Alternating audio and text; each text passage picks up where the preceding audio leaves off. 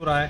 आज सकल मराठा समाज धाराशिव जिल्ह्याच्या वतीनं धाराशिव जिल्हाधिकारी साहेबांना निवेदन देण्यात आलेलं आहे, जे की 8वीच्या अभ्यासक्रमामधून NCERTच्या मराठ्याचा जो शौर्याचा नकाशा आहे तो वगळण्यात आलेला आहे. भविष्यात येणाऱ्या पिढीला मराठ्याचा इतिहास असेल जाणून बुजून माहिती न होऊ देण्याचं, मराठी शौर्य पुसण्याचं काम या शासनाकडून केलं जात आहे.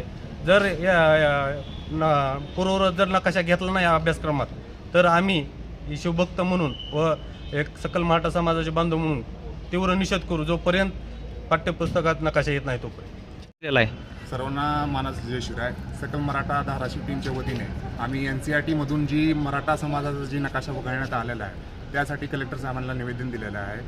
8वीच्या पाठ्यक्रमातून NCERT जी नकाशा वगळलेला त्यापायी येत्या 12वी विद्यार्थ्यांना जे आहे मराठा समाजाचं परिपूर्ण जे आहे इतिहास माहिती होणार नाही आणि NCERTचं पाठ्यक्रम JEE किंवा UPSC सारख्या स्पर्धा परीक्षेसाठी अत्यंत महत्त्वाचा असून अगर हा नकाशा भविष्यात नाही आला NCERTच्या पाठ्यक्रमात येत्या भविष्यातल्या विद्यार्थ्यांना ह्या गोष्टीचं जे आहे भरपूर शिक्षणाच्या ह्यात हानी होणार आहे. ह्याची